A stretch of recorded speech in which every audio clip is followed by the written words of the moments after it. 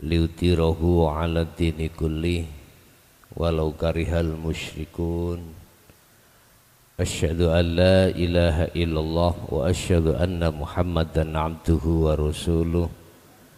Allahumma salli wa sallim ala sayyidina wa maulana Muhammadin wa ala alihi wa ashabihi ajmain. Rabbi shrah li sadri wa yassir li amri wa hlul 'uqdatam min lisani yafqahu qawli. Sadaqallahul azim. Amma ba'd. Hadratil kiram, dumateng para kiai, asatid, tokoh masyarakat, sesepuh bini sepuh Desa Ngopak Barat, Kecamatan Arjosari, Rejoso, Kabupaten Pasuruan. Alhamdulillah, dalam kesempatan malam hari ini kita masih diberikan Allah satu nikmat, baik kenikmatan jasmani, lebih-lebih kenikmatan rohani, yang kesemuanya itu dalam rangka illa liya'budullah. Mudah-mudahan amaliyah apa pada kesempatan malam hari ini Allah catat sebagai amalan makbulan. Amin ya robbal alamin. Saloni didepake ngilen mriki mawon setunggal niku ben ketok jelas sing teng lebet. Ya. Nah, pun Bapak Ibu hadirin jamaah rahimakumullah. Dalam kesempatan malam hari ini kami akan membahas surat Al-Maidah ayat 27 yang berkenaan dengan korban, ya. Yang berkenaan dengan korban, ada dua hal yang perlu kita ketahui. Amaliyah apapun termasuk korban, ya, termasuk korban, ikut termasuk kegolong amaliyah. Amaliyah apapun ada kategori diterima oleh Allah, ada kategori ditolak. Mudah-mudahan semua yang sudah terjadi diterima oleh Allah Subhanahu wa ta'ala.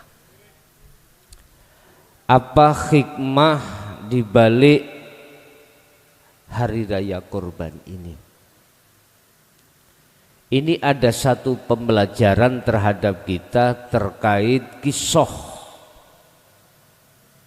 putra mbah buyut kita, yaitu Nabiullah Adam alaihi salam. Itulah pengorbanan dua putra, satu Qabil, satu Habil. Mana di antara pengorbanan kedua belah pihak atau Qabil dan Habil diterima oleh Allah? Di situ diceritakan. Surat nopo tadi? Al-Maidah ayat 27. Bapak Ibu hadirin jamaah rahimakumullah. Ini sebagai pembelajaran kita sebelum kita mau melaksanakan pengorbanan. Lebih sayugjanya itu etika syarat sahnya pengorbanan pada Allah itu diterima bagaimana.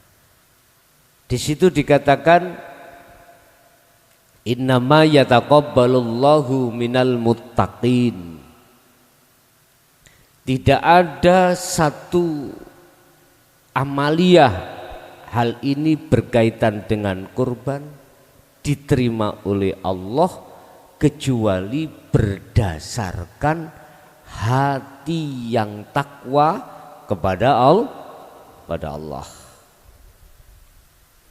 Minal muttaqin, Dan ketepatan muttaqin ini adalah bersumber dari putra beliau yaitu Habil, bukan Qabil. Mengapa Qabil ditolak? Karena tidak lillahi ta'ala. Masih ingin dipuja. Jadi di dalam hati kita ada satu penyakit yang kita mungkin tidak tahu. Apa itu penyakit? Fi qulubihim maradum fazadahumullahu maradha. Tatkala penyakit itu masih ada di dalam hati kita, dan itulah yang merusak aturan-aturan amaliyah kita pada Allah Subhanahu wa ta'ala. Termasuk di dalam diri Qabil ya, bukan Habil. Habil itu yang diterima, korbannya yang diterima. Dia berkorban karena wanita, berarti karena pingin dilihat orang lain. Artinya di dalam hati kita, hati ya bukan jasmani. Kalau jasmani ya harus ketahui orang lah. Wong itu nanti akan dinikmati dan dimanfaatkan seluruh fakir miskin. Hati maksud saya. Si Qabil ketika melaksanakan pengorbanan itu dalam hatinya itu keluar dari lillahi ta'ala. Apa? Karena ingin si Qabil itu dilihat orang lain.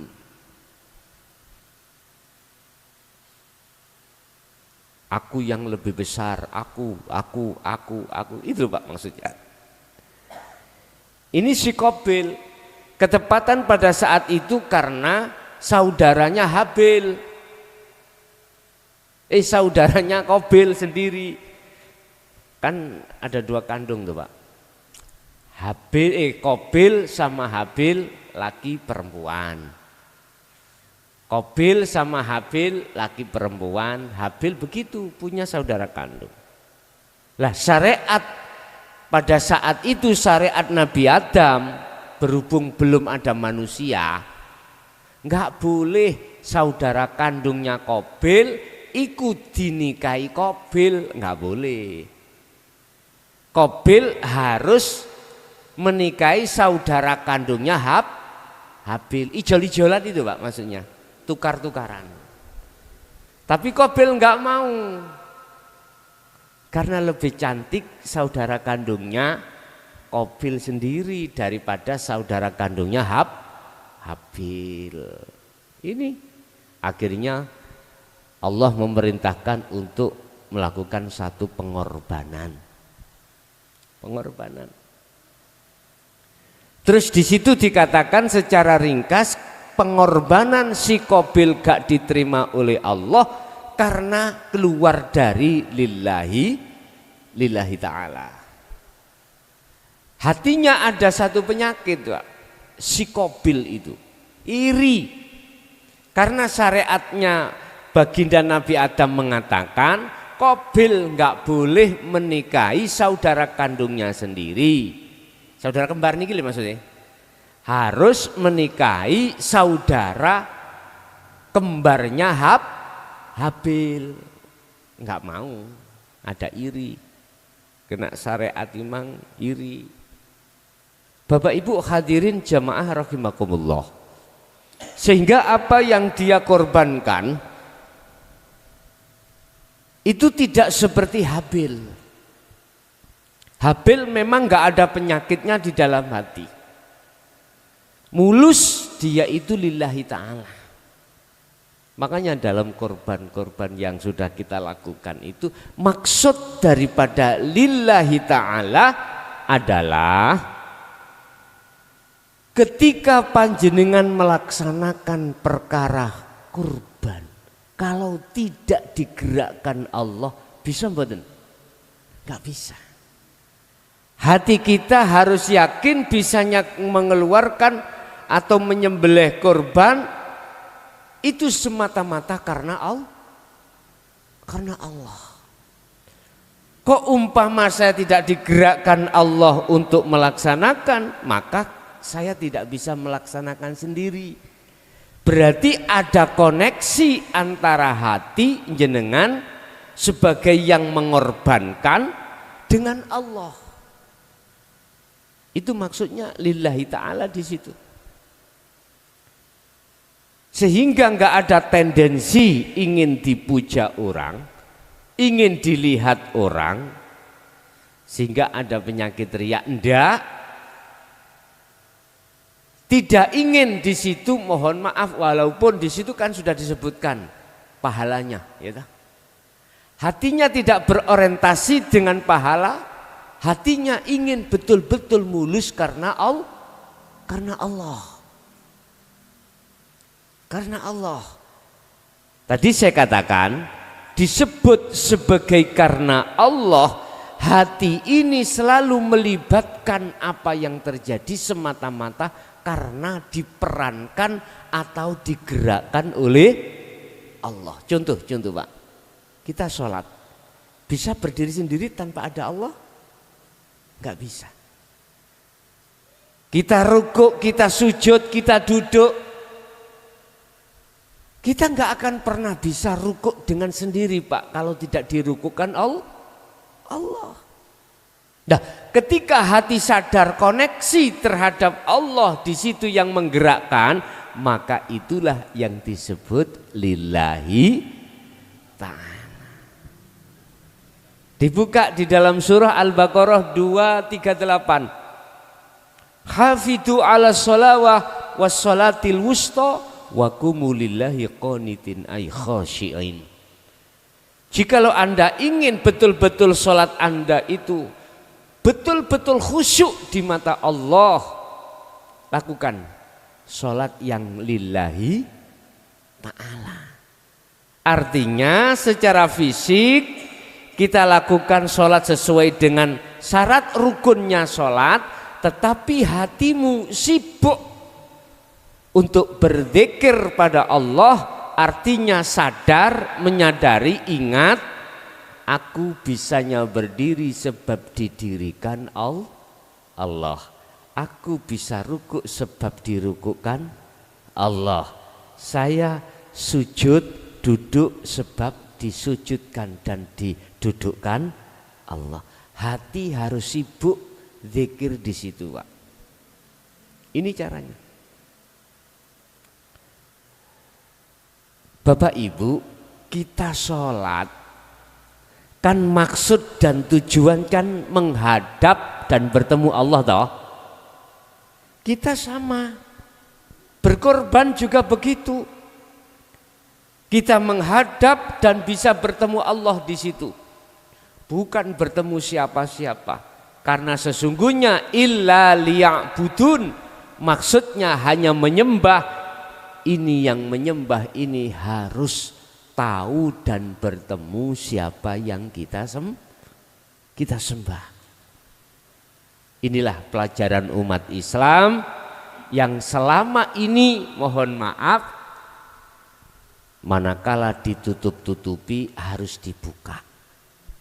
Sudah waktunya Pak, kita sholat ini sudah waktunya untuk bertemu siapa yang kita sembah tiap saat dan tiap waktu.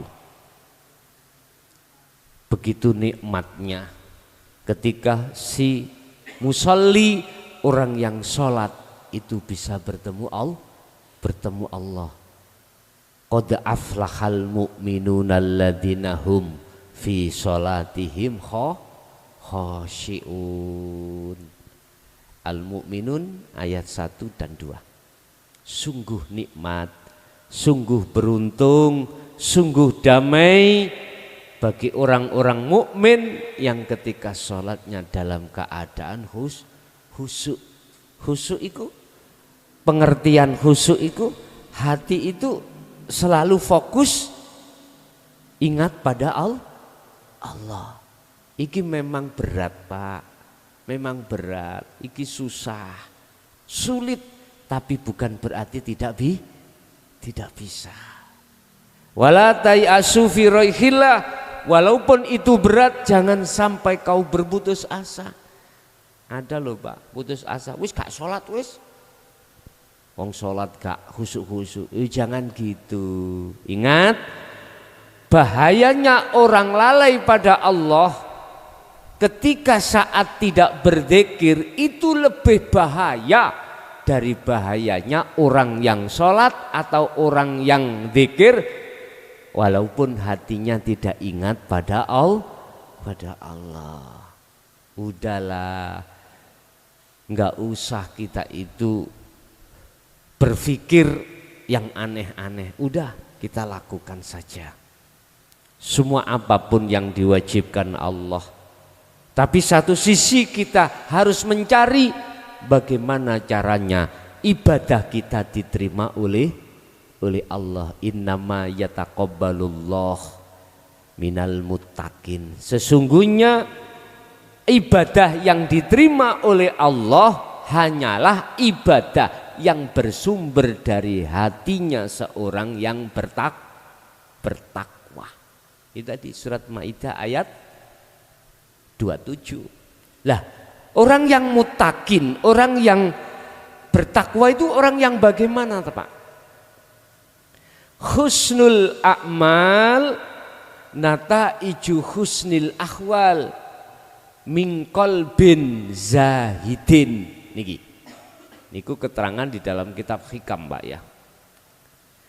Baguse laku dohir, amaliyah, korban, sholat dan lain sebagainya di mata Allah, diterima di mata Allah, iku nata iju husnil ahwal.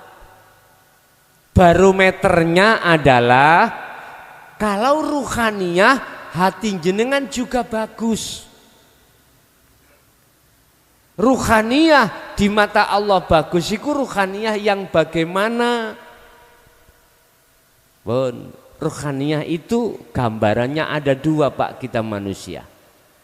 Pertama, mingkol bin zahidin. Saged kula tulis?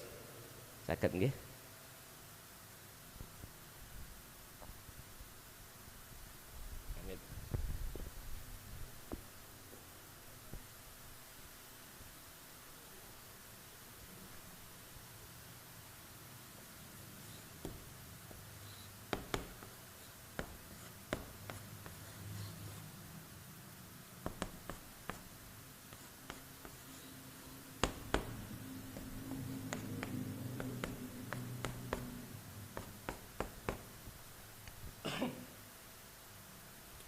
Mriki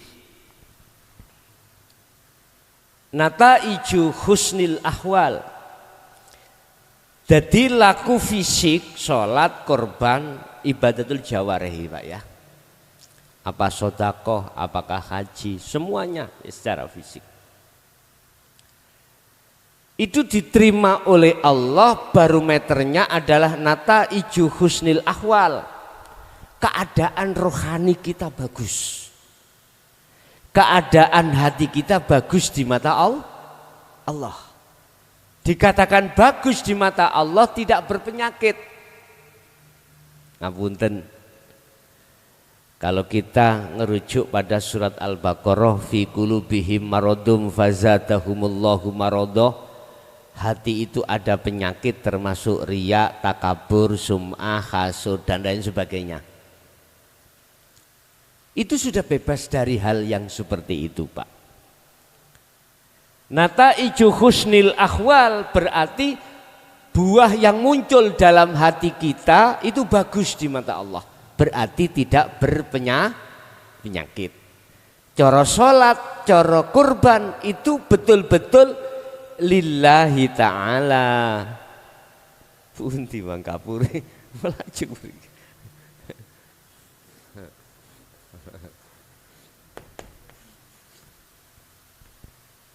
Karena Allah Ta'ala. Yang dimaksud karena Allah, jikalau tidak ada Allah nggak mungkin aku bisa korban, gitu loh Pak nggih. Tidak hanya bila mana tidak karena Allah saya tidak akan bisa berdiri, ruku, sujud, duduk dan lain sebagainya. Sebetulnya itu Pak, ya sebetulnya. Saya buka mungkin di surat Al-Baqarah 115. Semua apa makhluk di dunia maupun di langit bisanya gerak karena digerakkan oleh Allah. Walillahil masyriqu wal maghrib fa aina ma tuwallu fa thamma wajhullah. Itu.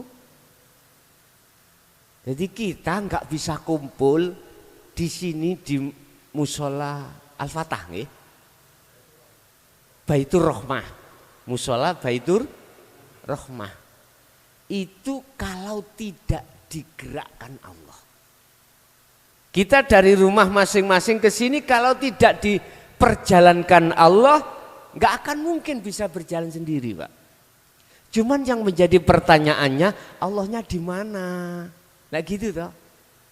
Ini yang mestinya harus dijawab oleh seluruh umat Islam. Harus, karena syarat amaliyah itu diterima oleh Allah, yang menyembah harus tahu siapa yang disembah. Asyhadu an la ilaha illallah.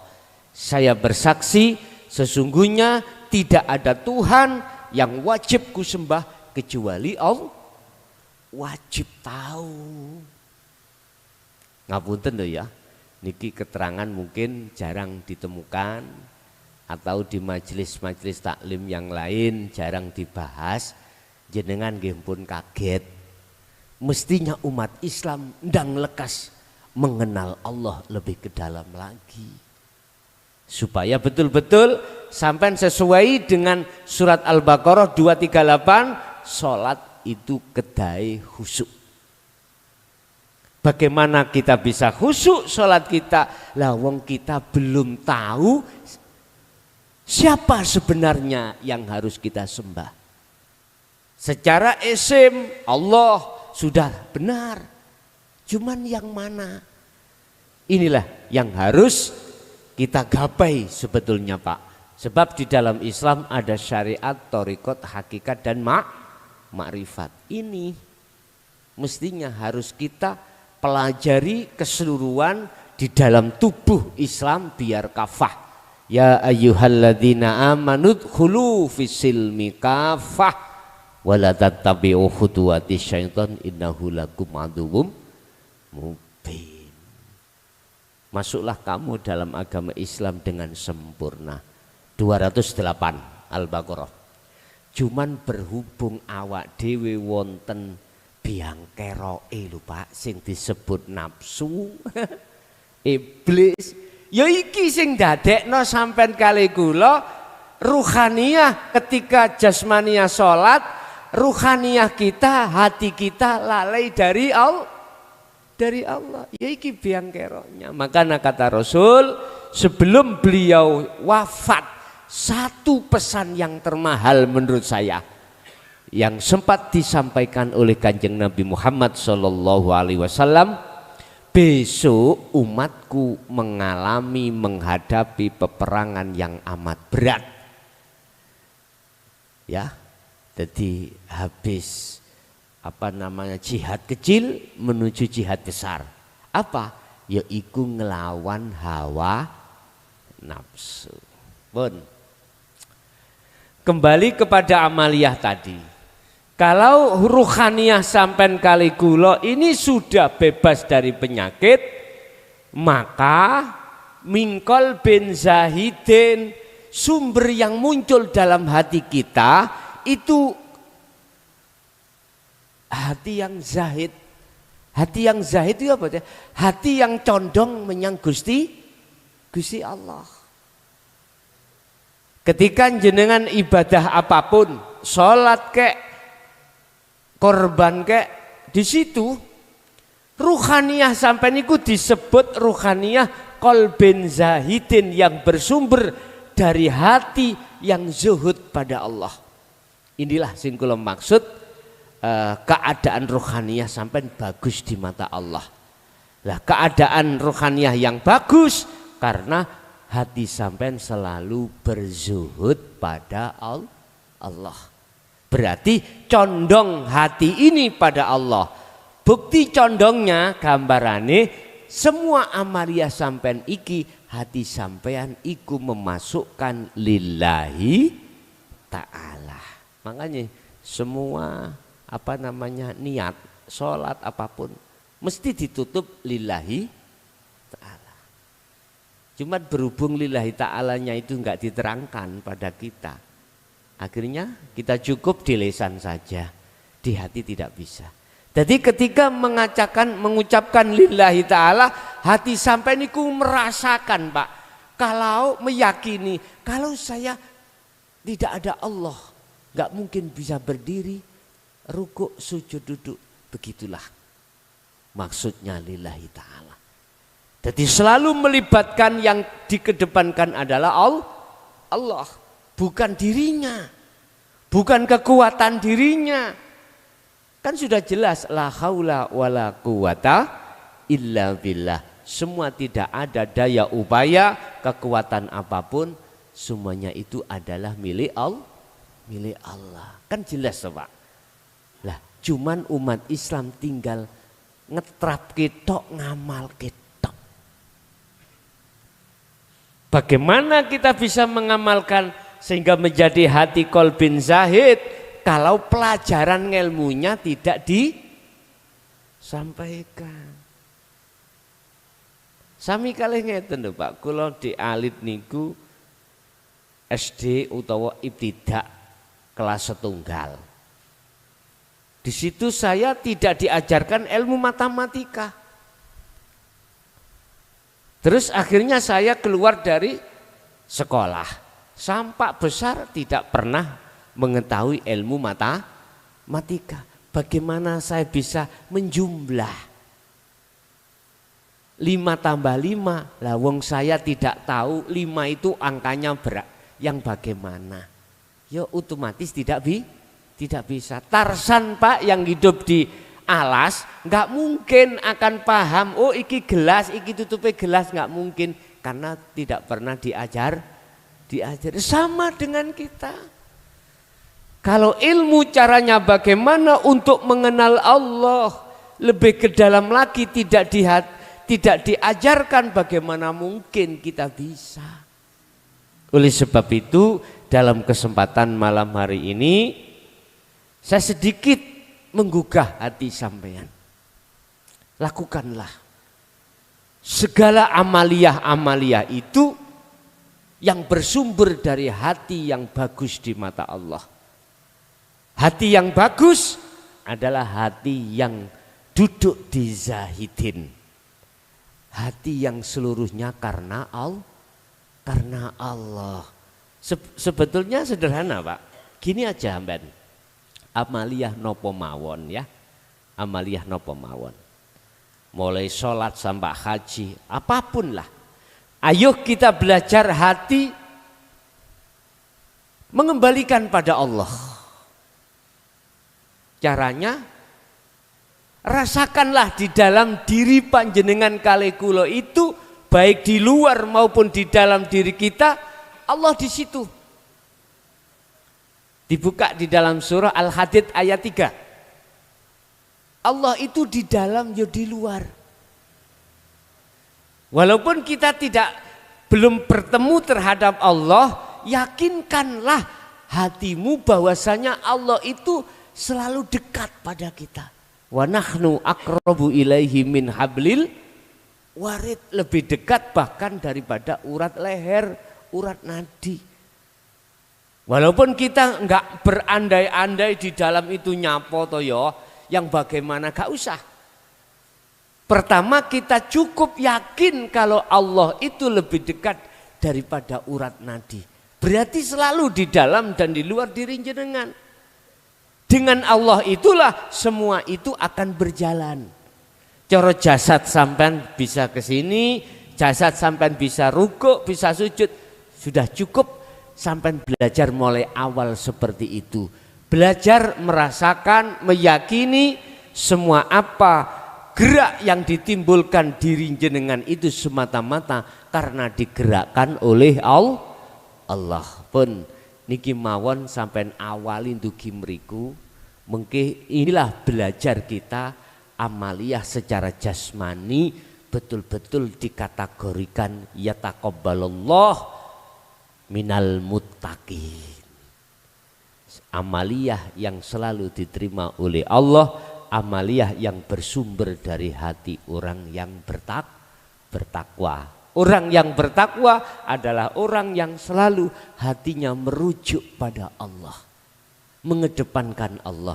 Allahu waliyul ladina amanu yukhrijuhum minadh-dhulumati ilan nur. Al-Baqarah 257 itu. Siapa yang Allahnya yang dijadikan imam di dalam hatinya, maka dia akan dikeluarkan dari kegelapan menuju terang benerang. Artinya hati sampean boten gampang susah, boten gampang khawatir, boten gampang takut, karena semuanya sampean kembalikan kepada Allah. Itulah hikmah yang mengambil dari kisah Qabil dan Habil. Di situ Habil diterima oleh Allah pengorbanannya karena beliau hatinya qalbin zahidin. Lah Qabil iku dari hati yang rohibin. Niki rohibin, apa rohibin? Hati yang condong pada selain Allah. Itu tadi. Oleh karena dalam hati si Qabil itu ada penyakit riya. Apa riya itu? Pamer. Ada lagi hasud. Hasud itu adalah dengki, iri terhadap Habil. Maka yang dinilai oleh Allah bukan jumlah besarnya fisik pengorbanannya, bukan. Yang dinilai Allah adalah hati. Ternyata si Qabil hatinya tidak karena Allah, hatinya karena selain Allah. Itulah alasan mengapa ditolak. Jadi rohibin ini adalah hati yang bersumber dari selain Allah. Bukan karena Allah tapi selain Allah.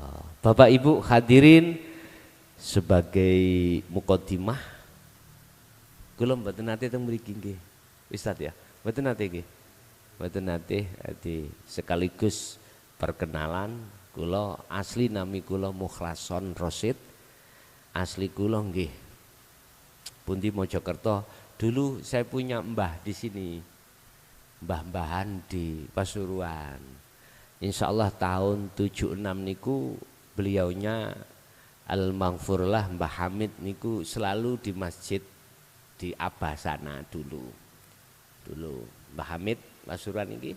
Jadi beliau punya jadwal waktu untuk ngisi Jum'ah di masjid saya dulu. Kalau masih kecil sekitar tahun 76 nih. Sering saya di pangku beliaunya. Lah termasuk Mbah Syarif ya. Mbah Syarif niku zamane Mbah kula. Mbah Syarif Pasuruan, terus punya putra Mbah Fakih, terus akhirnya saat ini sinten Gus Maskur. Itu termasuk. Jadi mbah-mbahan ngono lho Pak. Artinya ada hubungan apa ya? Cara kanca CS ngoten lho. Cara kanca CS. Hati sahabat dekat beliau. Nggih, itu sekedar cerita aja. Kalau saya punya sejarah juga di mana ini di Pasuruan, bahkan kakak kandung saya yang pertama dinikahi oleh saudaranya Kiai Haji Muhaimin, Abdullah Muhaimin Rembang ya. Jadi Pekoren. Jadi Mblawi niku ngidul terus mungkin wonten desa Pekoren nggih Mbak Yu kandung kula sing Bajeng niku. Nggih, asale nggih ndugi perjodohan ndugi Mbah Syarif niku kali Mbah wis dikekno ae ngoten. Nek cara tiyang siyen kan mboten atik pacaran to Pak ya. Wong tua malah ditukne, gelem gak gelem ya wis ditukne ngoten. Nggih, nyatane ndi anak 3 ewane. Di anak 3. Nggih, mungkin itu sekedar hikayah mawon cerita ben tambah mengenal. Kami juga mengenal jenengan juga mengenal saya. Yang jelas saya kesini tidak punya niat hati apa-apa Bapak Ibu ya. Yang dimaksud lillahi ta'ala karena Allah, memang secara syariah saya wajib untuk menyampaikan apa yang menjadi pembenahan ruhaniyah kita. Gampangane ngomong, sholati ben iso khusyuk iku piye? Lah ngono lah. Sholati ben bisa khusyuk iku bagaimana? Atau amaliyah ben estu diterima Allah itu bagaimana? Termasuk pengorbanan ini, nggih. Termasuk dinamo. Oke. Mungkin itu sebagai materi yang sudah kami sampaikan. Kita biasanya ada 2 sesi Pak ya. Setelah kami jelaskan materi, sesi kedua tanya jawab.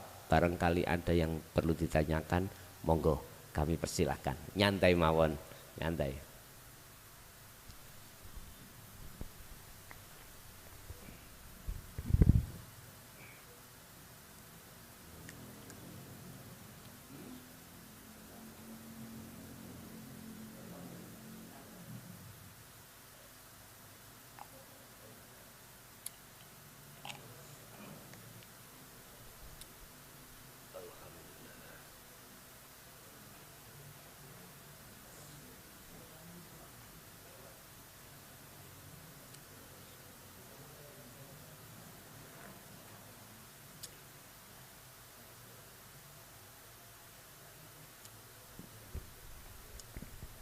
Ada yang ditanyakan Bapak? Monggo. Itu mic-nya Pak.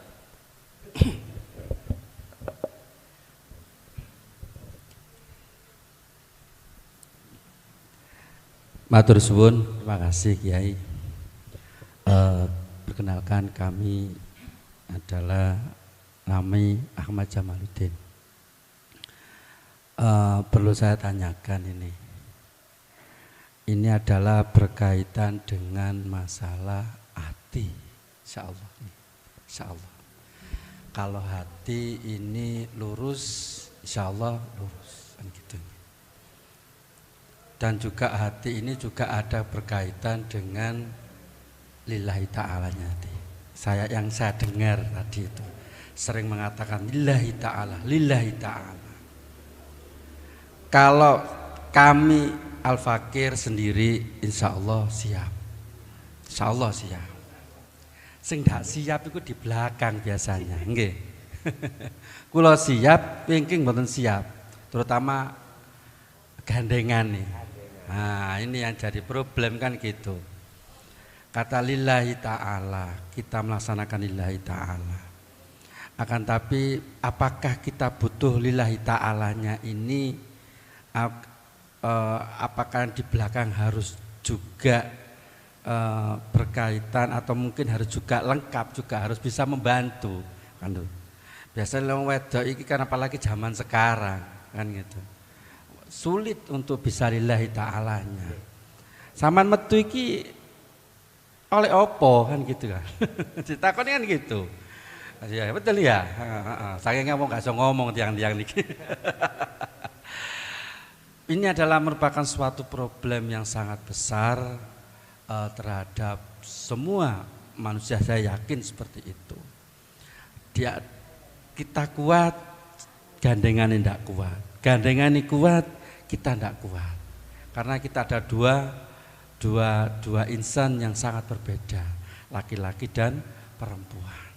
Pada intinya, bagaimana untuk mengkiat-kiatkan kedua-duanya ini bisa kuat sama-sama lillahi ta'ala. Karena apa? Karena sekarang zamannya adalah seperti ini, dengan kondisi yang ya serba sesuatu. Kalau kita lillahi ta'ala agak kesulitan gitu. Kita melaksanakan sholat sembunyi bengok weteng kuluwe, ya weteng kuluwe, Bu weteng kuluwe.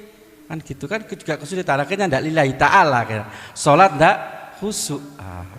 Ini mungkin kita perlu gambaran, perlu mungkin apa wawasan kita untuk bisa menenangkan si gandengan dan buah hati kita kan gitu. Terima kasih. A'rif nafsaka wa auladaka wa azwajaka billah. Wa qalallahu ta'ala ku anfusakum wa ahlikum naro. Apapun alasannya memang mayoritas berat sekali, Pak. Tetapi bukan berarti kita harus terus kita keluar dari apa yang didhawuhke Allah. Jagalah dirimu dan keluargamu dari siksa api neraka. Sebab ar-rijal qawwamuna 'alan nisa. Seorang suami bertanggung jawab penuh mutlak dunia akhirat di mata Allah terkait anak dan istri. Yang terpenting adalah tetap sampaikanlah walaupun itu berat terhadap anak dan istri. A'rif, kenalkanlah, ngenalo siro nafsaka awak dewi siro, wa auladaka wa azwajaka, anak dan istrimu, billahi terhadap Allah. Kenalkan, karena kita yang dikhitobi Allah sebagai seorang laki-laki, seorang suami bertanggung jawab pada anak dan istri. Tidak hanya di dunia, bahkan juga di akhirat. Lah, sekarang tanggung jawab kita di dunia, apa kita wajib memberikan nafkah terhadap anak dan istri yang diukur sesuai dengan kemampuan kita masing-masing. Oke, ini tanggung jawab kita di dunia. Berarti secara jasmani. Lah, secara rohani kita harus mengenalkan anak dan istri kita terhadap Allah, sehingga masuk terhadap laku lillahi ta'ala. Terkait istri dan anak mau terima atau tidak, hai Muhammad, iku urus aku. Lihat kaum Taif enggak mau menerima, iku urus aku. Jadi di situ ada dua kelompok, Pak. Wa minhum man hadanallah. Satu kelompok dia menerima dengan ajaran Rasulullah, ajaran yang merujuk ke lillahi ta'ala. Wa minhum man haqqat, ada yang apa, minad dhalalah. Wa minhum, sebagian di antara juga ada golongan yang bersikukuh tidak mau. Enggak mau untuk masuk lillahi ta'ala. Makanya tadi betul Bapak tanya, kamu keluar oleh apa? Yang ditanyakan oleh dapat apa? Maksudnya kan penghasilan secara fisik lah, ngoten toh maksudnya. Hanallah, memang Pak, zamannya sekarang itu ya enggak sekarang, mulai dulu. Tentang kalau kita bicara tentang wanita, itu sedikit sekali yang mau kita ajak untuk masuk pada ranah ma'rifatullah, itu sedikit sekali, sedikit. Karena memang di dalam Al-Quran Allah katakan wa zuyyina linnasi hubbus syahwa, pertama minan nisa. Mengapa tidak minar rijal?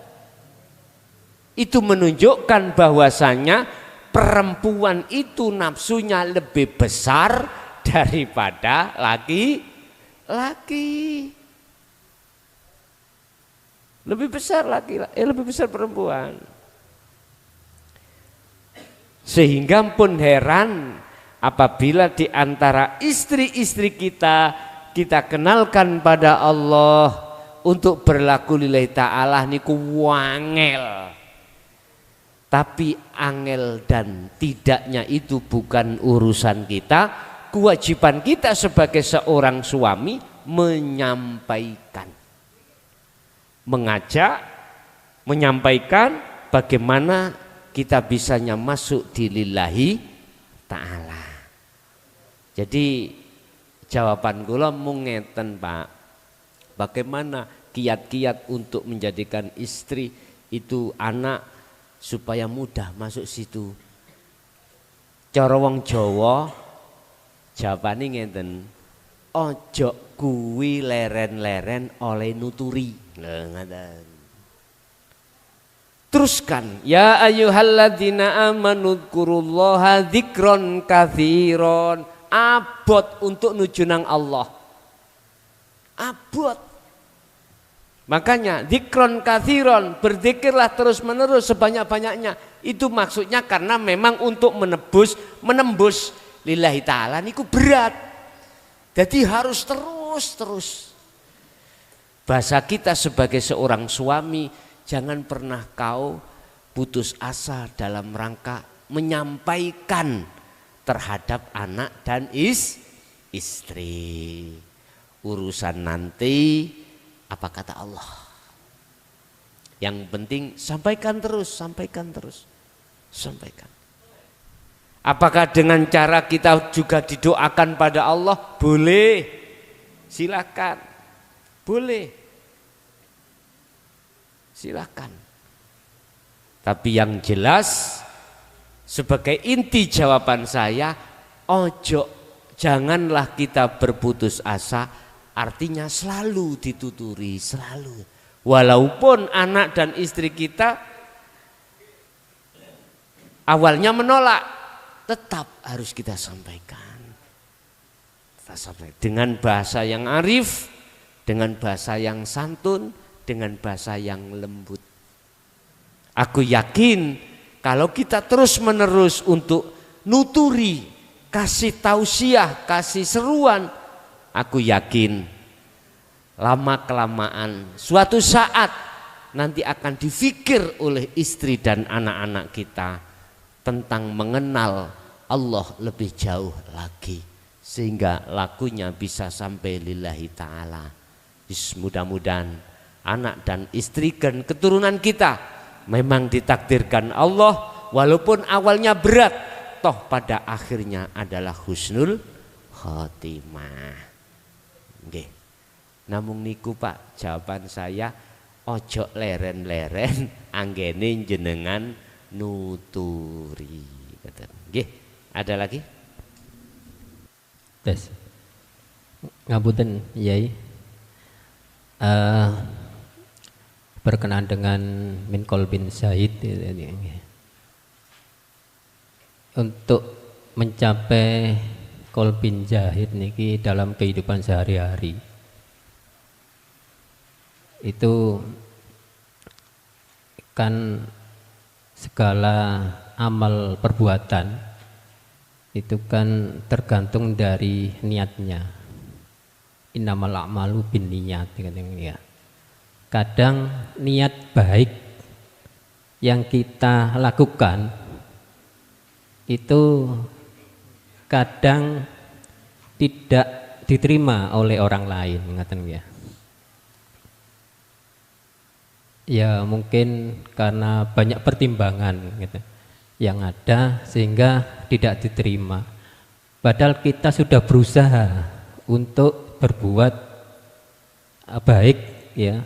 Jadi niat kita untuk melakukan sesuatu itu niatnya niat baik, tapi kadang juga tidak bisa diterima oleh orang lain. Itu bagaimana ya? Apakah apa yang sudah kita lakukan ini harus kita teruskan atau bagaimana ya? Nggih, ngapunten ya. Innallaha la yanduru ila suwarikum wa amwalikum walakinallaha yanduru fi qulubikum. Allah itu melihat dari hati.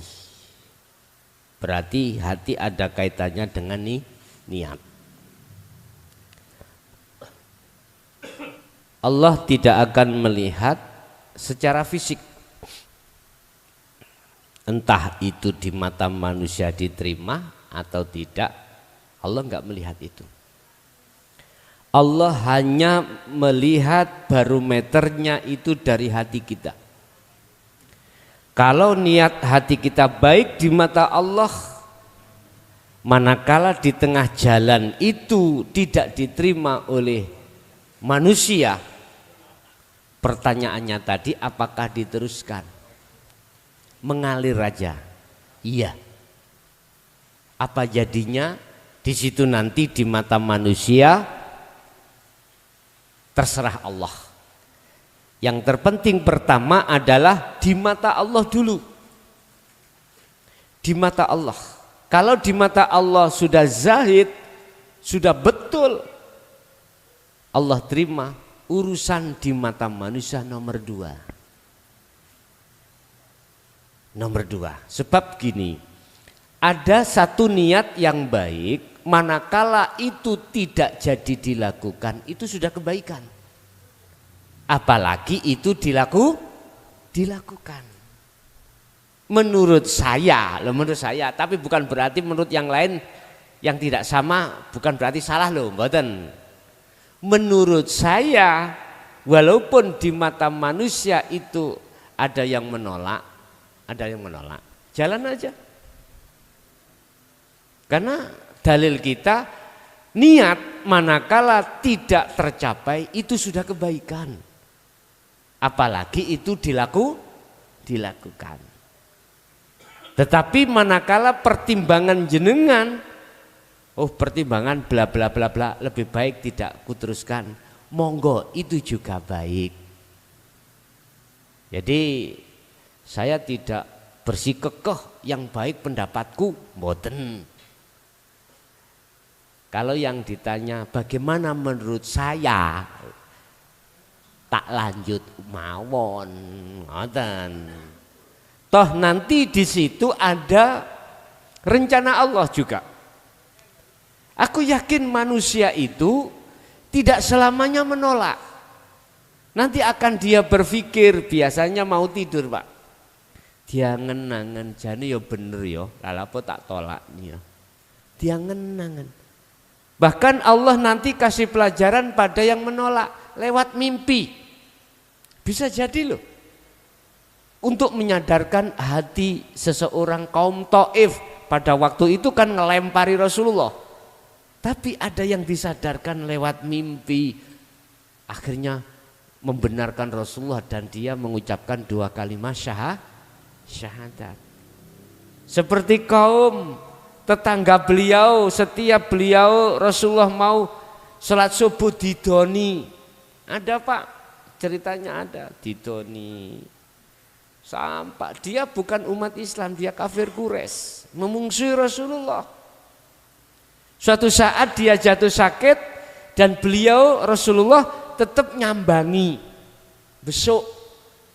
Loh, dengan situasi dakwahnya beliau arif seperti itu, Allah buka hatinya, akhirnya dia mengucapkan 2 kalimat syahadat. Menurut saya Pak, lanjut mawon, walaupun belum bisa diterima orang lain. Saya yakin suatu saat Allah akan membuka pintu hatinya itu.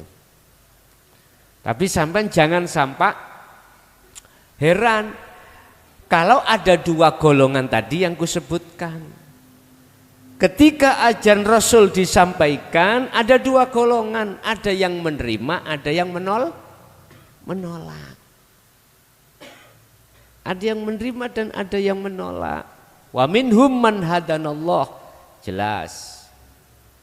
Yang satu haqqat, kekeh minadz-dhalalah, dari kesesatannya. Lah, artinya dia tidak mau menerima petunjuk dari Allah.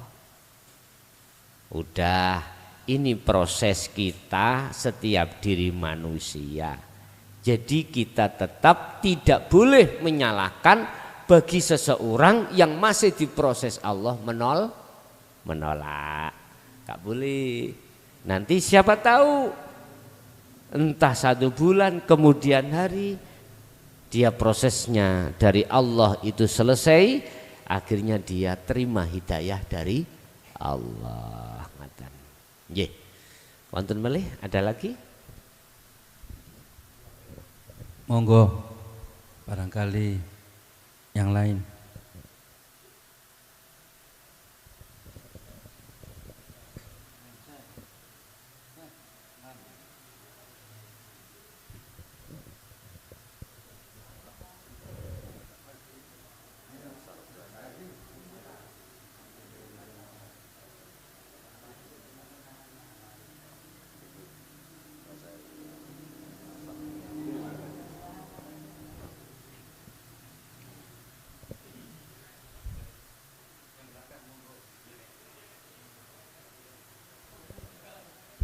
Wonten tiyang Esri. Assalamualaikum Gus. Waalaikumsalam. Badhe tanglet pripun le carane nahan emosi niku Gus? Pripun nahan emosi nggih. Godop nggih. Wadhkur isma rabbika bukrata wa asila wa minal laili fasjud lahu fasabbihu lailan tawilan. Salah satu di antara nafsu yang susah ditundukkan adalah godop atau bludrek, muringan. Kita manusia semuanya punya Pak, itu punya Pak, punya.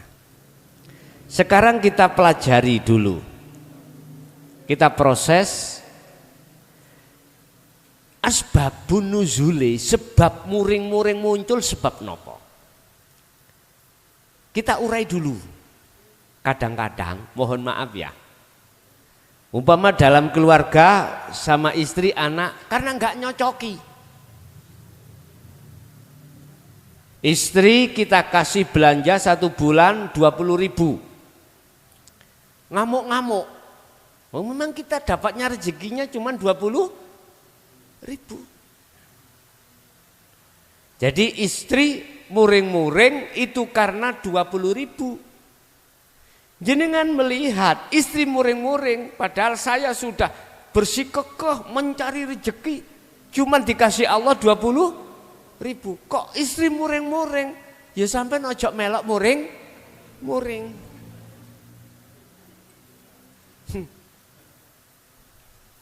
Yun sewu, kadang-kadang munculnya godop muring-muring itu karena nggak cocok takdir yang kita terima.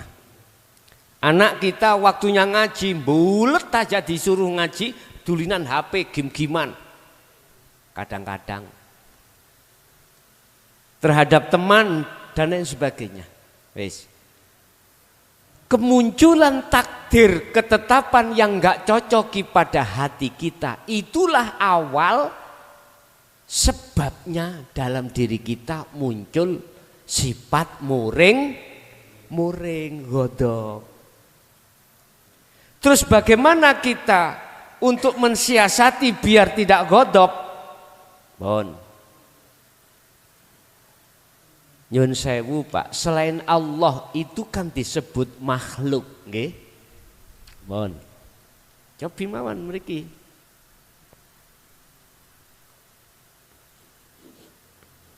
Makhluk.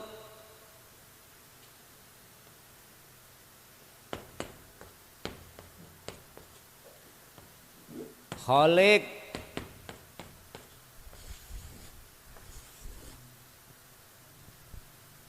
Selain Allah semuanya kan disebut makhluk. Lah ngoten nggih. Mulai para nabi, para rasul, kekasih Allah, surga neraka, ganjaran, takdir, semuanya itu selain Allah berarti disebut makhluk, termasuk kita. Lah selain daripada itu disebut Khalik, yaitu Allah yang menciptakan. Makhluk iku yang diciptakan. Nyun sewu Pak, tadi sudah saya kasih tahu seluruh makhluk itu yang menggerakkan siapa? Allah. Saged diterima? Saged nggih? Oke. berarti garwa sampean manguring-muring sebab sampean paringi arto dikasih 20.000. Anak tadi sampean muring-muring gara-gara anak tidak mau lekas-lekas berangkat ngaji, teman dan lain sebagainya. Itu yang gerakkan siapa? Allah. Kalau tidak digerakkan Allah, apa bisa anak dengan sendirinya begitu? Mboten saged. Tapi angel Pak ngomong gampang. Sebab angel ikulah maka wadhkur isma rabbika bukrata wa asila. Pagi sampai sore ilingo atimu nang Gusti Allah bahwasanya semua apa yang muncul dalam dirimu itu semata-mata yang menggerakkan adalah Allah. Ammal arif la yarawna li anfusihim syai'an. Yang gal titik kabeh semuanya ya kita latih, gak langsung bisa, kita latih. Kalau jenengan melatih terus ingat pada Allah, bahasa Arabi dikira kamu mulai pagi sampai sore. Zikir itu bahasa Arab artinya ingat. Ingat itu adalah sadar hati sampean hanya Allah yang menjalankan. Yang menggerakkan ini semuanya hanyalah Allah. Itulah namanya zikir. Kalau bahasa syariat kita zikir ya ngucap la ilaha illallah. Bahasa thariqah kita Allah Allah dalam hati. Itu zikir. Bahasa hakikatnya aslinya hakikinya kesadaran hati atas semua apapun itu yang menggerakkan adalah Allah. Latih hati, dilatih di situ. Ya sak mampuni lah Pak. Jenengan waktu kerja siapa kalau tidak Allah yang menggerakkan dalam pekerjaan? Siapa lagi kalau tidak Allah? Gak ada. Hanya Allah. Fa aina ma tuwallu fa thamma wajhullah. Dimanapun kau berada di situ ada wajah Allah. Arahkan ini wajah tu wajhiya lilladzi fataras samawati wal. Arahkan wajah ruhmu terhadap Allah. Artinya iman, yakino kalau semuanya itu yang menggerakkan adalah Allah. Sampeyan roh wayang ambek dalang, ya itulah sifat sampean kali kula sebagai makhluk seperti wayang. Dalangnya adalah Allah, bisanya bergerak karena digerakkan dalang.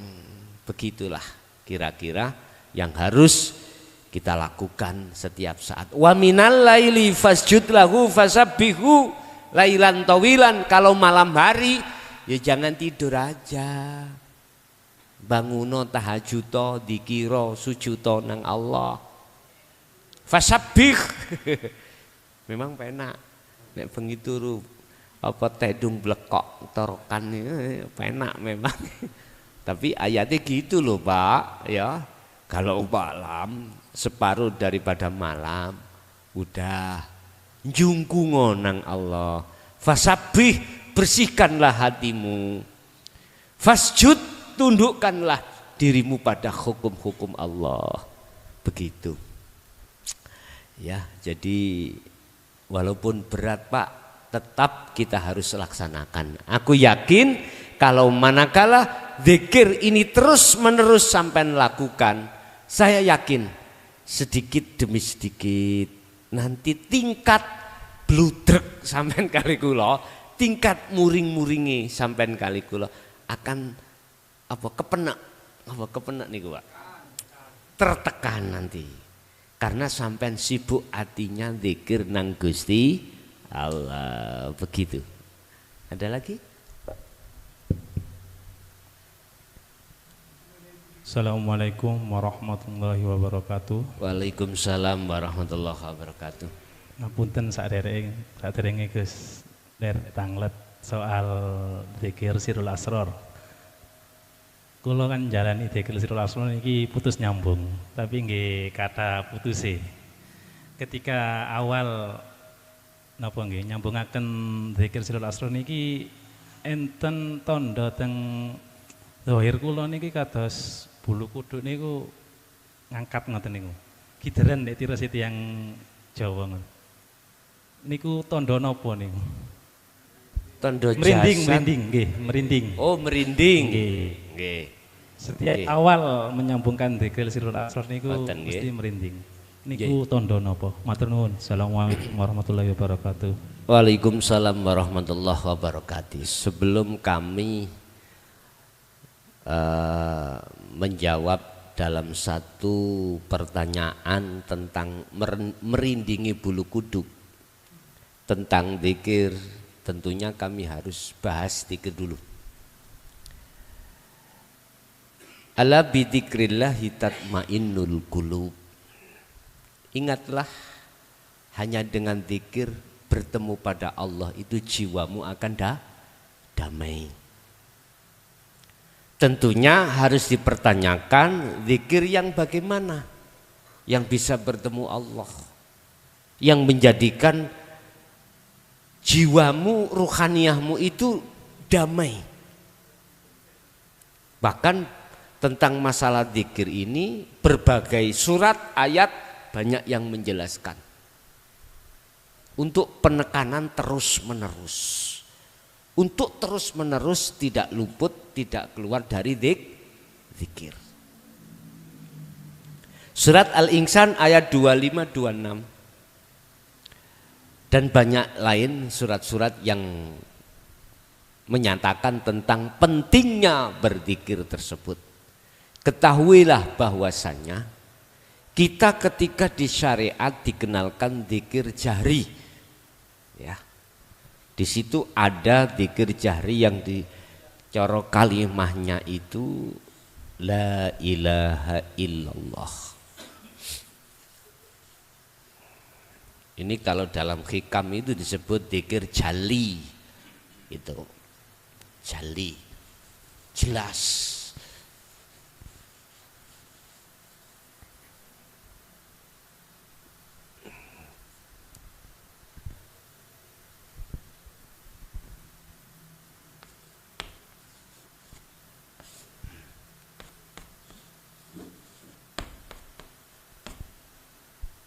Ini di dalam syariat kita kenal la ilaha illallah,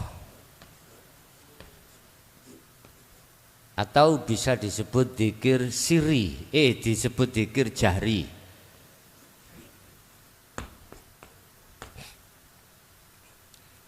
Tidak ada Tuhan yang wajib kusembah kecuali Allah. Jelas ini jelas. Jadi maklum, kita mulai kecil sudah dididik, dikenalkan terhadap Tuhan kita, namanya Allah. Innallaha rabbi wa rabbukum fa'budu hadza siratum mustaqim. Maryam 36. Ini. Terus naik yang kedua adalah zikir khafi. Zikir khafi. Apa itu zikir khafi? Sering kita sebut sebagai zikir sirri. Di situ keluarnya tauhid la ilaha illa huwa. Banyak ayat yang menjelaskan tentang zikir ini. Ini disebut zikir sirri. Tetapi saya tegaskan, walaupun jahri diucap di lisan Allah, walaupun sirri khafi diucap di hati Allah, itu masih menyebut nama. Barang siapa yang mengistiqomahkan zikir tersebut, ini sampean takok pelaku-pelaku thariqah, berapa puluh tahun dia akan pasti mayoritas dimasukkan Allah di dalam makom namanya makom mukasyafah. Apa makom mukasyafah itu? Makom kebukanya gaibnya makhluk. Di situ ada alam malakut, berarti para malaikat. Alam jabarut berarti alam tempatnya begebluk. Tahu begebluk ya? Ya kados dik wingi lho Pak wonten Kopit.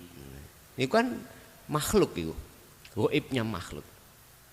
Iblis, jin itu kan gaib kabeh. Neraka wis ngalam-ngalam sing panas-panas. Ada lagi alam namanya lahut. Tempat seluruh alamnya apa yang dihuni oleh para kekasih Allah. Dari unsur para nabi, para rasul, wali-walinya Allah. Roh-roh mbah sampean yang dijadikan Allah sebagai kekasih. Masuk di situ. Lah, semua itu masih disebut makhluk. Ada surga, ada lauhil mahfud, wis macam-macam. Intinya di situ penuh dengan karomah.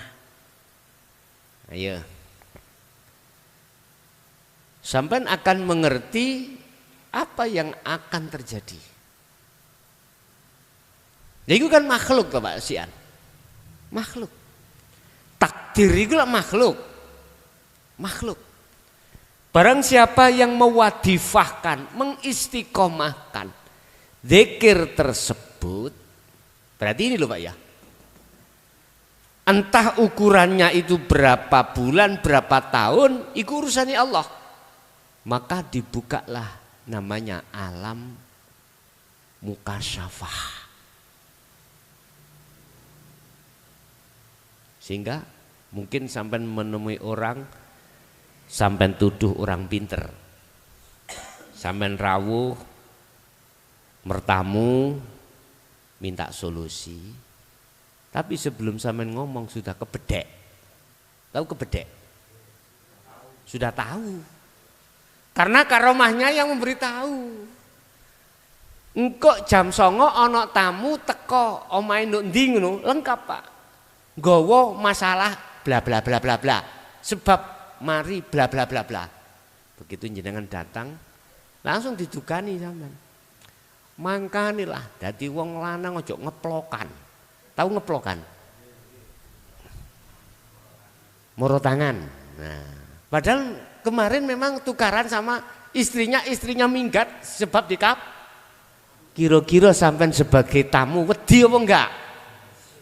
Wedi lho wis eruh rek. Wali nek ngono lha ngono nggih. Tuduhan sampean kali kula umum masyarakat itu adalah wal. Ingat Pak, kembalilah pada Al-Qur'an kalau bicara wali. Ala inna auliya Allah la khaufun alaihim walahum yahzanun. Bukan itu cirinya wali. Tapi penapa nek gawe golek donya? Wah, gampang niku. Wong sampean sakti ya, duwe karomah. Toyul ardi, ngelempet bumi. Wis pokoke sing sifate karomah-karomah. Dan ini bukan tujuan Rasulullah mendidik, bukan. Wis. Kita lanjut.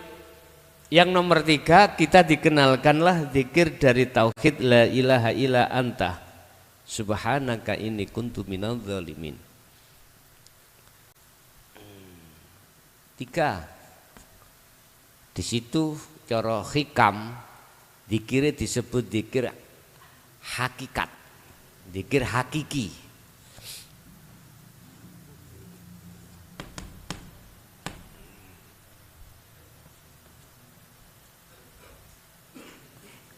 La ilaha illa anta.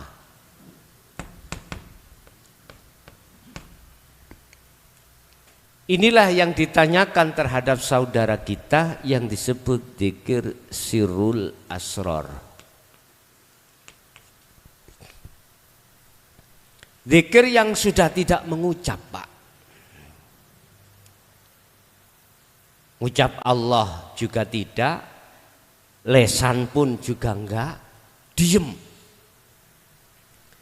Di dalam dzikir sirul asr atau dzikir hakiki itu ada 3 tingkat. Pertama adalah su'aul basirah.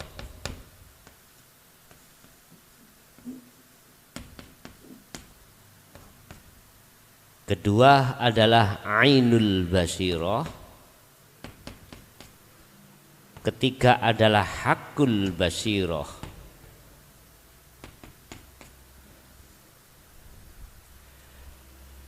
Bagaimana prakteknya su'aul basirah? Tadi sudah saya sampaikan. Ketika jenengan berdiri, sibukkanlah hatimu merasakan, meyakini. Rasa itu apa, Pak? Rasa itu yakin. Rasakanlah, yakinkanlah bahwasannya baik di dalam maupun di luar dirimu hanya Allah yang menggerakkan. Bukan kita bisa bergerak sendiri. Manakala hati sudah ada iman atau rasa dan dikembangkan seperti itu, maka Anda dikatakan telah ada dalam hatimu cahaya nur yang disebut su'aul basirah. Inilah modal awal Anda bisa sampai ke puncak makrifat. Modal awal. Inilah modal awal. Hatimu akan terbebaskan dari penyakit-penyakit yang dimaksud dalam Al-Quran tadi. Fi qulubihim maradun fazadahumullahu marado. Penyakit hasud, riya, takabur, termasuk ghadab tadi, muringan, ancur nek umpama jenengan terus menerus purun teng mriki. Itu tidak diterapkan ketika hanya di dalam sholat saja, enggak. Juga dilakukan di luar aktivitas sholat. Lebih-lebih ketika saat dibuktikan mendapatkan takdir yang kurang cocok. Nah, kurang cocok ning ati diterima. Nagih bayarane kerja jari jeragane menehi, padahal dik wingi ngomongnya saiki. Lah kok ditimpu diolor meneh-maneh. Lho, mangkel ta Pak ya? Jenengan tidak ujuk-ujuk tiba-tiba melihat makhluknya berupa takdir dan makhluknya berupa jerakan, tapi melihat Allahnya yang menggerakkan di situ. Ayem pun Pak. Besok ditagih lagi. Akhirnya jawabannya apa? Meneh yo, kira-kira sampean gak muring-muring ah? Liyabluwakum ayyukum ahsanu amalah. Wa qala aidan innama amwalukum wa auladukum fitnah. Ujian, Allah nguji nang sampean, Pak. Bukan jeragan sampean sebab ingkar janji, enggak. Iku lak syariate. Hakikatnya Allah memang yang membikin lewat jeragan sampean diuji. Sampean ngerti paku Pak ya? Paku kita tancapkan di papan, kita tutuk dengan palu gak bengkong, diterus nih mboten? Terus nih, dipalu Allah terus. Nek bengkong, nggih di anu meleh, dikencengno maneh. Ngono sampai pegel bengkong maneh, ditahan sampai tang. Begitulah Allah liyabluwakum ayyukum ahsanu amala, supaya menjadikan rohaniah sampean iku apa? Menter bantingan itu, apa ya menter bantingan? Tahan banting. Nah di situ. Cuman berhubung kita itu mengikuti nafsu, akhirnya kita itu enggak mengindahkan Allahnya itu. Ngamuk-ngamuk akhirnya jeragane dilabrak. Lah ada seperti itu. Padahal ingatlah, tidak ada satupun makhluk akan bisa bergerak dengan pergerakan sendiri tanpa digerakkan Allah. Contoh, kalau anggap niki makhluk A, iki makhluk B. Iki sifat aslinya makhluk ngeten, Pak. Meneng toh? Enggak bisa gerak apabila tidak digerakkan oleh Allah. Umpama niki makhluk. Ora enek sing gerakno, apa iso makhluk siji iki gerakno makhluk liyane? Mboten saged. Inilah gambarannya ngaji ilmu kaweruh itu seperti itu. Dulu enggak dijelaskan sejelas-jelas gini, Pak. Mulai Pasuruan Mbah Syarif, Pak, mbah saya sendiri enggak pernah. Wis pokoke santri yo semeneng ae rungokno aku tak omong, lho ngono. Enggak dijelasno ngene. Sampai kapanpun A ini tidak bisa memindahkan B ini, enggak bisa.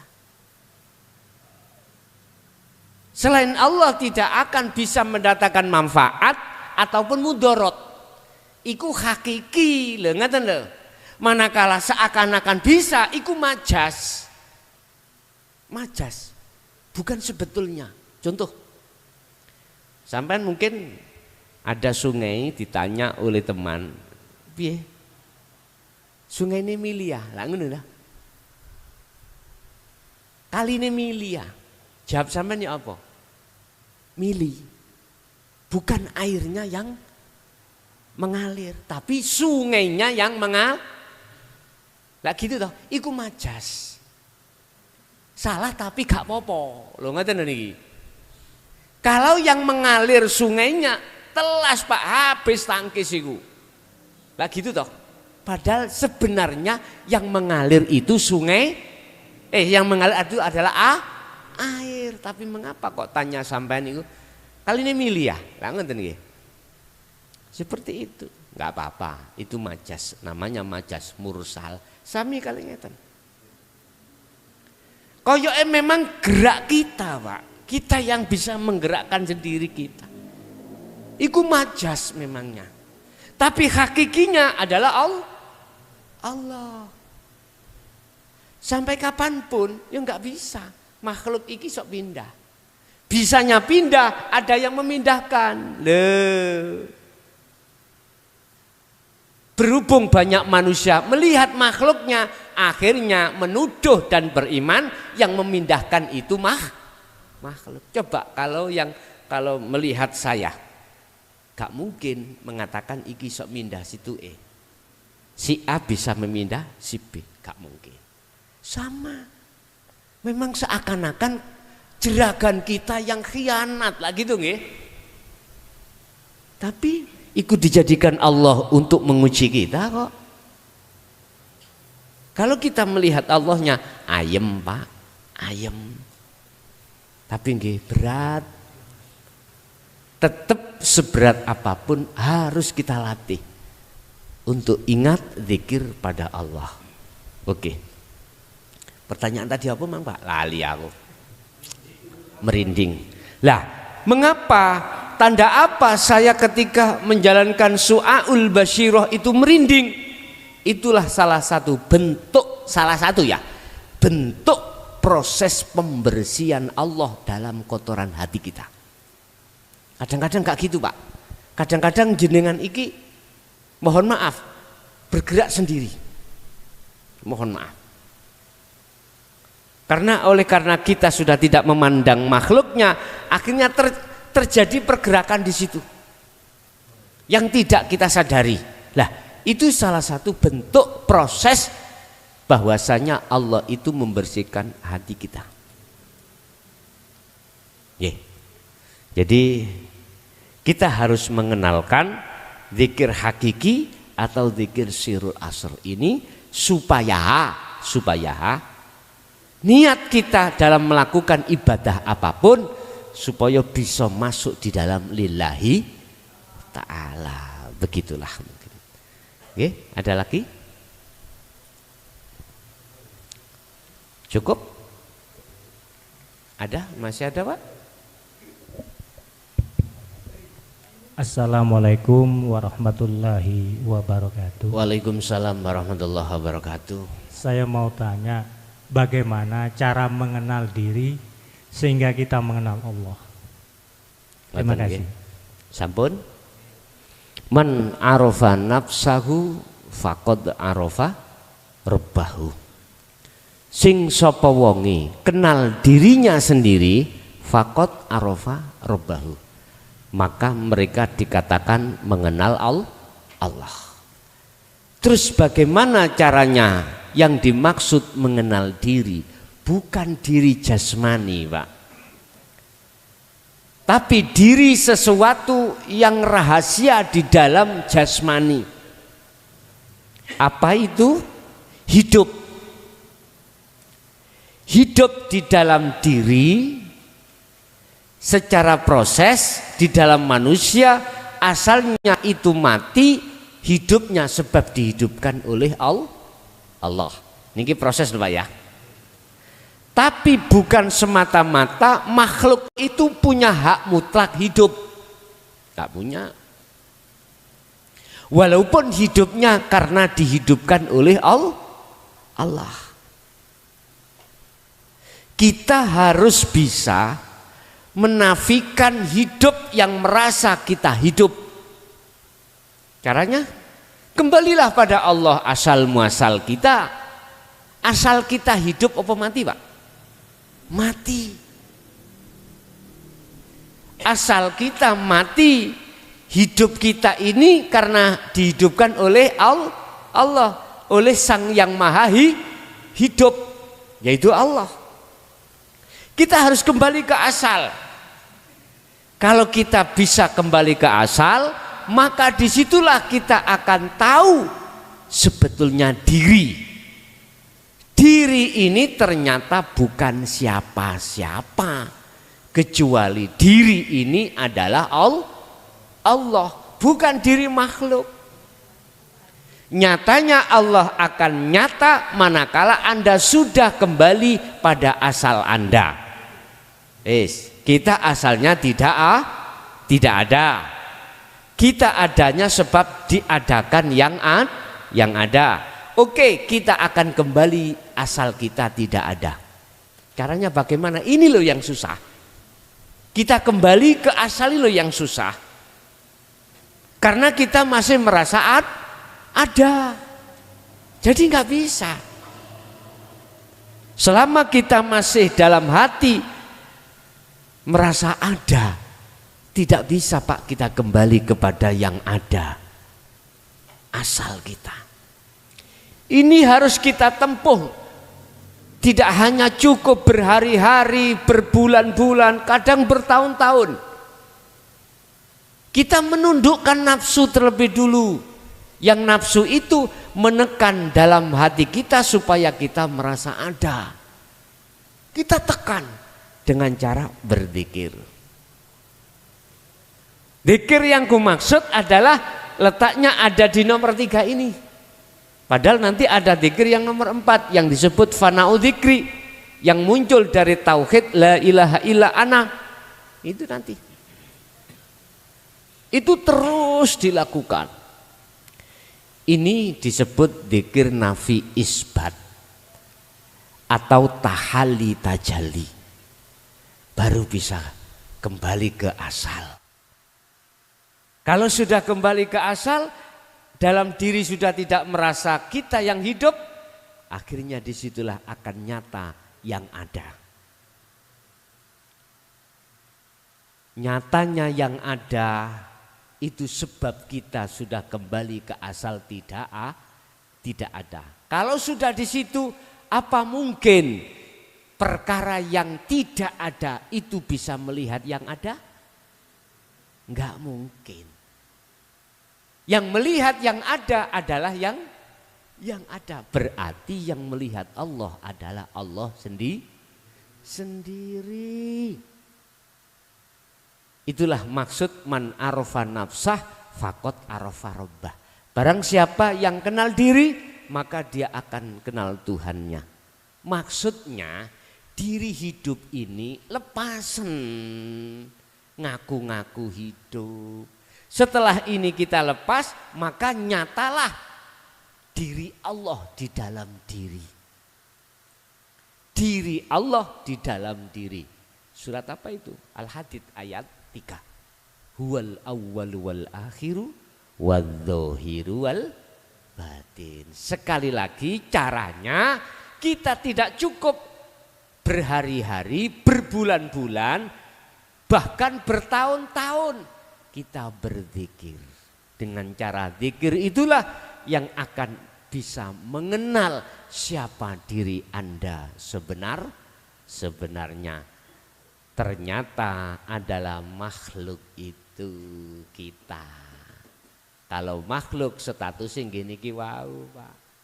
La haula wala quwata illa billah. Wis gak iso apa-apa. Dadi sing iso apa-apa cuman Allah itu sendiri. Nggih. Ada lagi?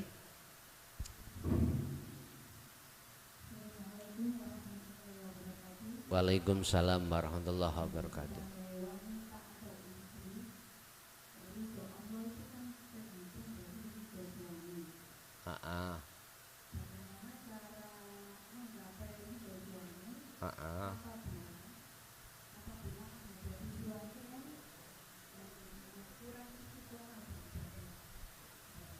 Suami yang kurang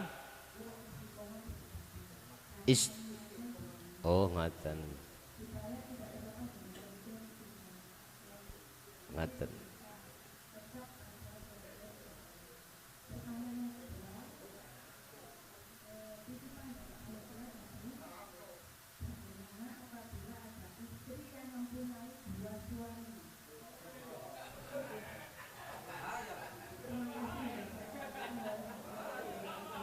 Injih. Sampun. Nggih. Pertama terkait masalah ridhone istri digantungno terhadap ridhone suami. Apapun yang keluar dawuh dari suami, Bu, apapun, bentuk apapun, kecuali yang melanggar aturan agama. Kita tidak boleh membantah. Bentuk kita tidak membantah atas apa yang telah diserukan oleh suami, berarti itu cara salah satu kita menggapai ridhonya Allah. Apapun. Kecuali tadi yang berseberangan dengan agama. Cukup sederhana sebetulnya. Agama menyarankan kita sebagai seorang istri harus tunduk pada suami. Suami bilang, istriku jangan keluar rumah manakala saya belum pulang. Belum pulang, entah belum ke pasar, kerja, jangan keluar rumah apapun alasannya manakala saya belum sampai di rumah. Ini hal sepele, tapi mohon maaf sangat menyakitkan. Itu sakit dan berat manakala kita sebagai istri tidak memandang Allah, tapi memandang manusia. Coba kalau memandang Allah, akan ringan. Sebab ketika saat suami kita kerja, kita dipeseni seperti itu, ada saudara kita yang ngabari terhadap kita sebagai istri, yuk Pak Eloro nah rumah sakit sampai dikengen ngeterke, ayo. Gak berat ane.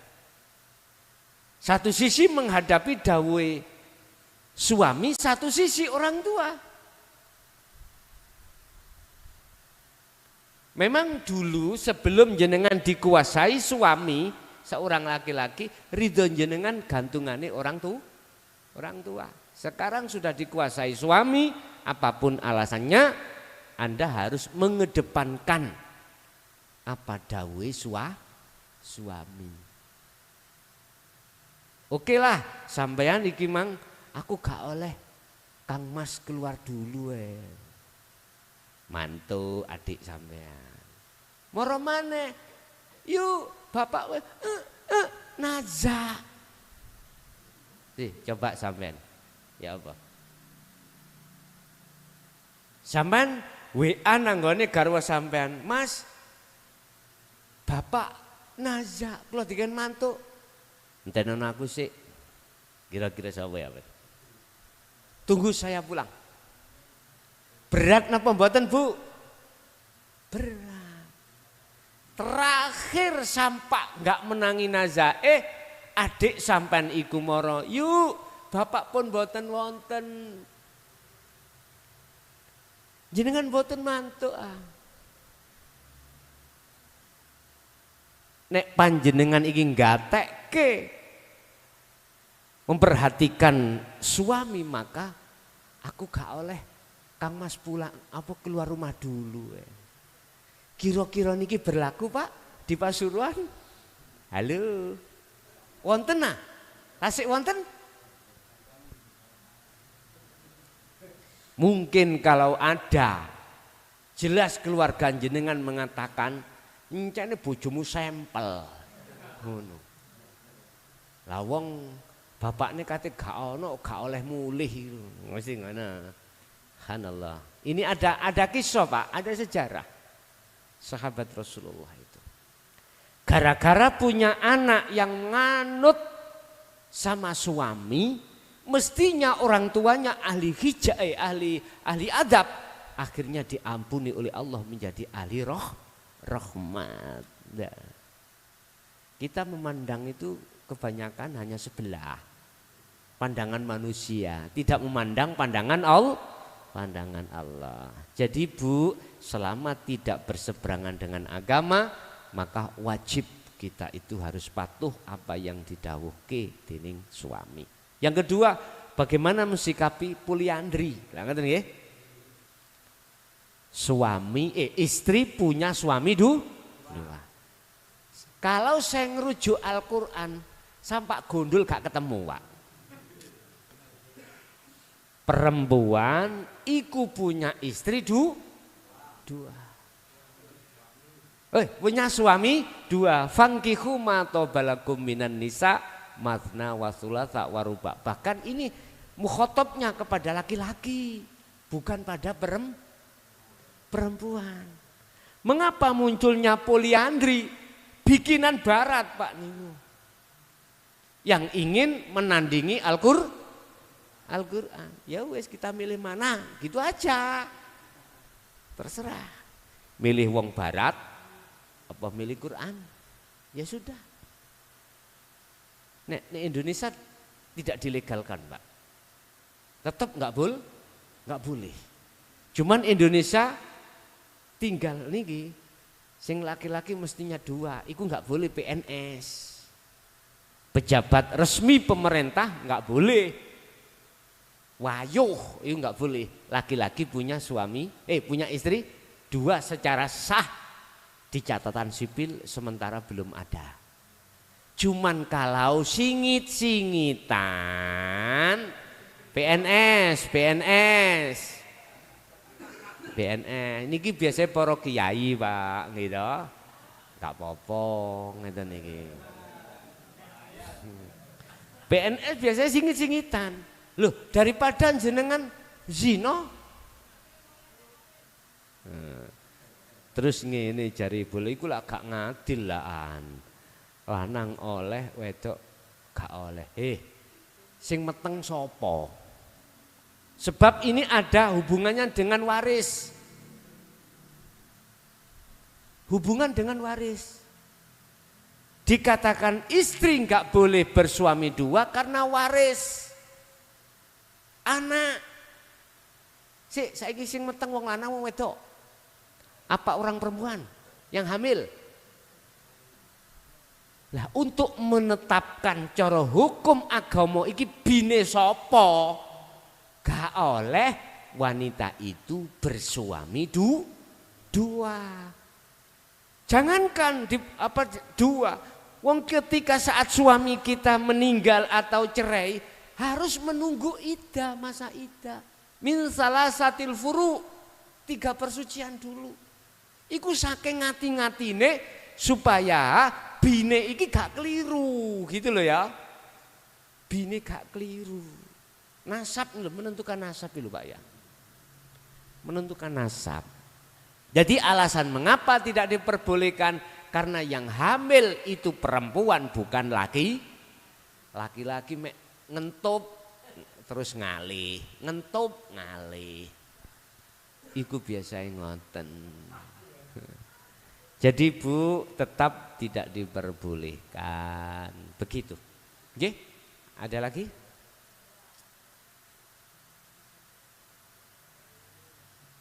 Cukup? Nggih. Bapak Ibu hadirin jamaah rahimakumullah.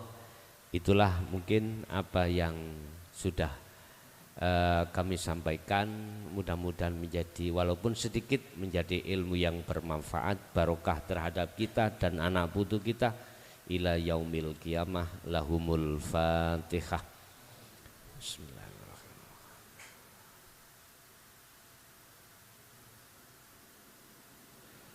Allahumma salli wa sallim ala sayyidina Muhammad. Alhamdulillahi rabbil alamin. Allahumma salimna wal muslimin min afatid dunya wa adabil akhirah.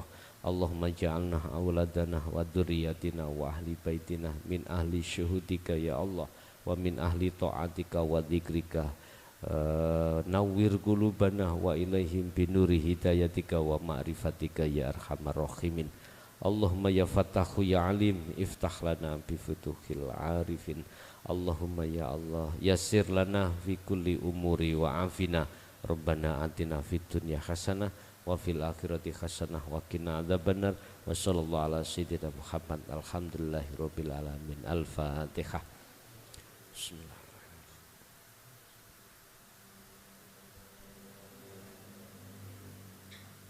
Akhirul kalam. Assalamualaikum warahmatullahi wabarakatuh.